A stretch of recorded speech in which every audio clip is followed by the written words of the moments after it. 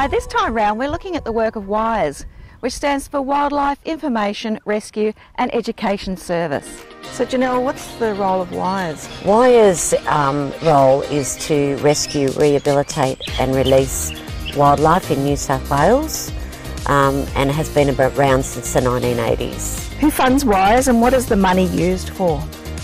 The funds are donated from the public and the funds are used for the vet costs, the feeding and the infrastructure, the equipment that we use to look after the animals. What are the common rescues you're called in to assist with? Birds. So over the last 12 months we would have rescued over 2,500 species and that ranges from eastern grey, kangaroos, wallabies, all types of birds, raptors, snakes, all types of reptiles, echidnas, small mammals, but the main ones that we do see are possums and birds. They're the ones we get the most rescues for.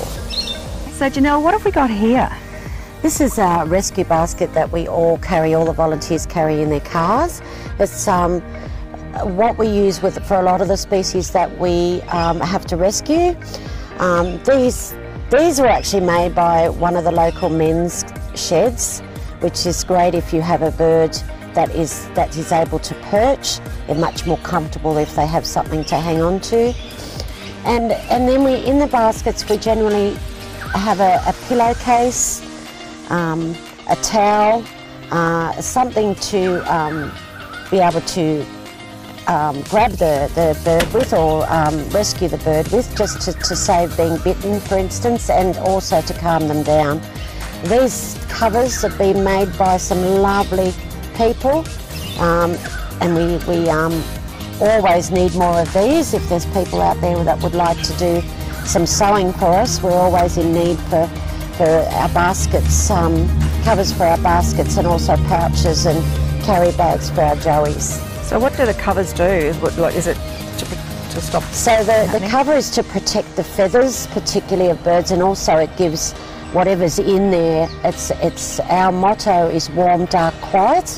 So when we do get an animal into care, that's the first thing we do, is give them some time to de-stress, because if they're injured or if they've been caught by a human being, and we're obviously their enemies, they're very stressed. So we put them in something like this and we keep them nice and warm and put them somewhere quiet and leave them for about half an hour or so before we examine them. Where do the animals get taken to?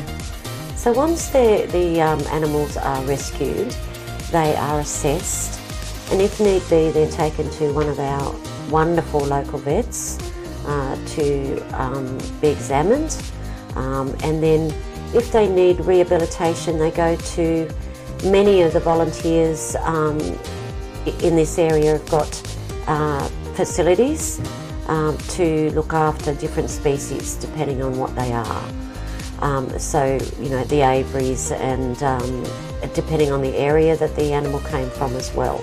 So what's happening with this fellow? So I received a call last night regarding this Tawny Frogmouth.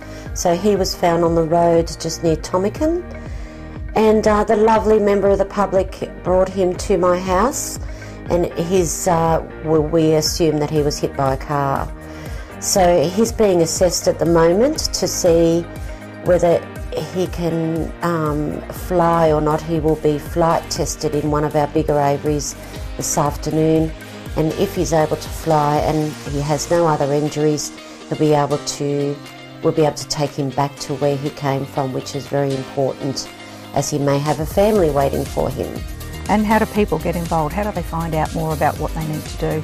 They can go to the WIRES website and they can do the initial online course if they wish to join.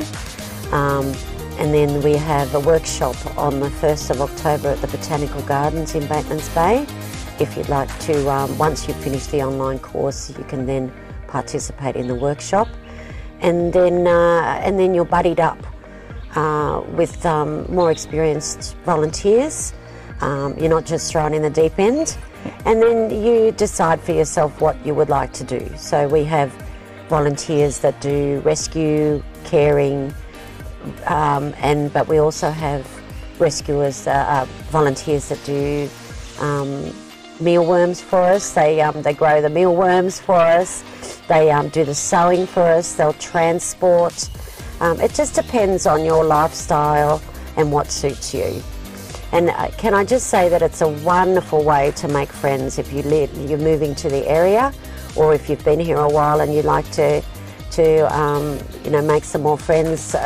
We're a great bunch of people. We're a great team, and more so friends than just volunteers working together now. Wise, you have to admire the dedication that the volunteers put into looking after the sick and injured animals. So we'll see you next week on Debi's Coastal Footprints.